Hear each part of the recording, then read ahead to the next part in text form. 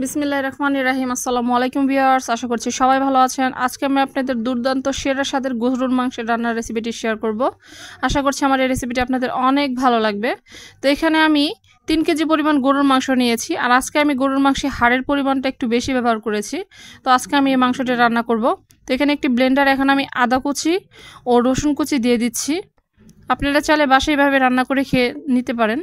আর এখন দিয়ে দিচ্ছি পেঁয়াজ কুচি, আর এখানে দিয়ে দিচ্ছি আমি জিরে বাটা, আর দিয়ে দিচ্ছি মরিচের গুঁড়া। এখানে আমি 2 চামচ পরিমাণ মরিচের গুঁড়া ব্যবহার করেছি। আর এখন আমি দিয়ে দিচ্ছি হলুদ গুঁড়া।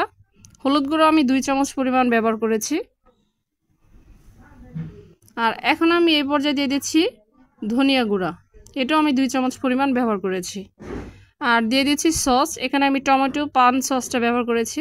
আর দিয়ে দিচ্ছি চিনিটা হচ্ছে টেস্টটা একটু বাড়ানোর জন্য। আর দিয়ে দিচ্ছি কাঁচামরিচ 4টি। আর এই কাঁচামরিচগুলো এখন আমি ভেঙে দিচ্ছি। আর এখন এগুলো আমি ব্লেন্ড করে নিব। তো ব্লেন্ড করা শেষ হয়ে গিয়েছে, আর দেখতেই পাচ্ছেন এর লুকটা কত সুন্দর অমায়িক এসেছে। আর এখন একটি পাত্রে আমি দিয়ে দিচ্ছি সয়াবিন তেল। এখানে আমি দারচিনি, এলাচ ও তেজপাতা দিয়ে দিলাম।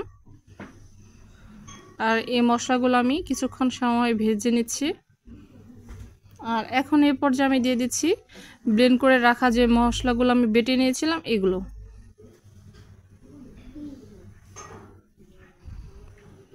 আর তেলের সাথে এই মশলাগুলো এখন আমি ভালো করে কষিয়ে নিচ্ছি। আর এখন আমি লবণটা দিয়ে দিলাম, লবণটা স্বাদ অনুযায়ী দিয়ে নেবেন। তো এই মশলাটা আমি অনেকক্ষণ প্রায় 3-4 মিনিটের মতো কষিয়ে নিব।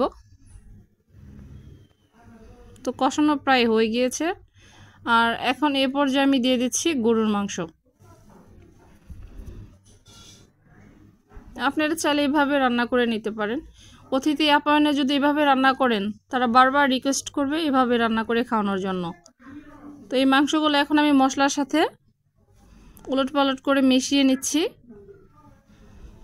আর গরুর মাংসের ক্ষেত্রে যদি হাড়ের পরিমাণটা একটু বেশি থাকে, এটি খেতে আরও বেশি স্বাদের টেস্টি হয়। তো আমার মশলাগুলো মিশানো প্রায় শেষ।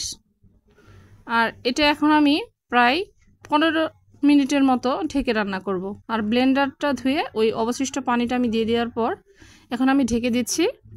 15 মিনিটের মতো এটা আমি মাংস কষিয়ে নেব।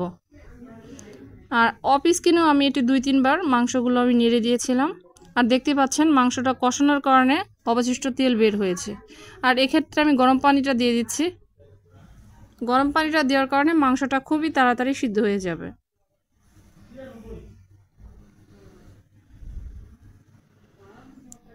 তো আমি এখন পানি দেওয়া শেষ। আর এখন আমি আরও 15 মিনিটের মতো জাল করে নিব, কারণ গরুর মাংস রান্না করতে একটু সময় লাগে। আর এখানে আরও 2টা মরিচ আমি ভেঙে দিচ্ছি।